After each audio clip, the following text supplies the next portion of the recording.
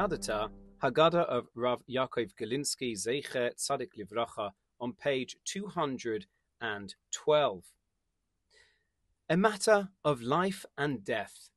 The Torah says in Parshas Vaeira Yud Tes Lamed to Lamed Ches, V'yat loit mitzoyar, v'yeshev b'ma'ara hu ushtei b'noisav. V'taharena shtei b'nois loit ma'avihen. V'teled ha'bechira bein v'tikra shmai Moav, hu avi Moav ad hayoim. V'hatzi'ira gam hi yalda bein, v'tikra shmai ben ami, v'hatzi'ira hu avi b'nei amoin ad hayoim. Lot went up from Tzoyar. He dwelt in a cave with his two daughters.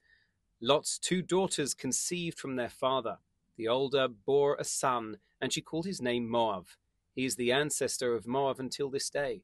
And the younger one also bore a son, and she called his name Ben-Ami. He is the ancestor of the children of Ammon until this day. When Moran HaGaon Harav Moshe Feinstein, Zecher Tzadik Livracha, who lived from 1895 to 1986, the Posek Hador, the Rosh Moetzes Gedolei HaTorah, and Rosh Yeshivas Mesivta Tiferes Yerushalayim, was beginning his rabbinical career, he was appointed as the Rav of Luban in Russia, and he remained in the position for 16 years. The communist authorities made sure to isolate him from his congregation, and they insinuated that anyone who had any ties to him would be sent to a labor camp in Siberia. The fear and terror felt by the community was so great that the people were afraid simply to say hello to him. But there was one Jew in Luban, a learned man, who had been in an accident. His legs had been amputated, Rahman al-Litzlan, and he wasn't afraid that the authorities would send him to a labor camp. Indeed, Rav Moshe would visit this man every Shabbos day.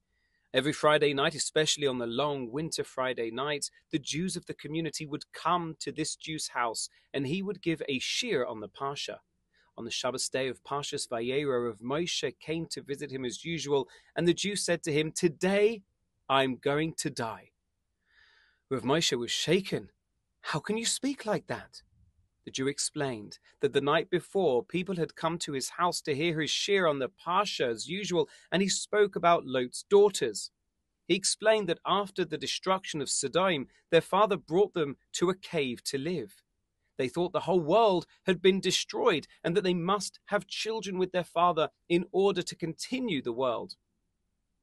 The Gemara says that they thought that they were doing a mitzvah and they were saving the world, but when they left the cave, they saw they had made a huge mistake and the rest of the world was not actually destroyed.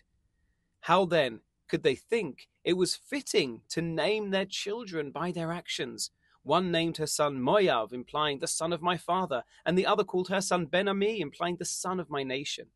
And this man came to the conclusion that these daughters had exhibited a clear violation of Sneas.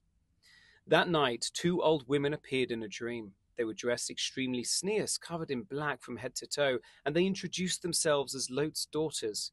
They told him that they were summoning him to a din Torah in Shemayim, since he had slandered them and judged them unfavorably. Everyone knew that we were righteous. After all, the angels saved us from the destruction of Sodom. So when we became pregnant, people would have assumed that we had conceived miraculously, and they would attribute godliness to these children, as the Christians did 2,000 years later. We agreed instead to allow ourselves to be humiliated and scorned, and announce the circumstances of our sons' births through their names, so that no one would make such a terrible blunder. We spared mankind from falling victim to false messiahs. Since our intentions were pure to prevent the rise of a false messiah, we merited that Mashiach ben David would descend from our offspring.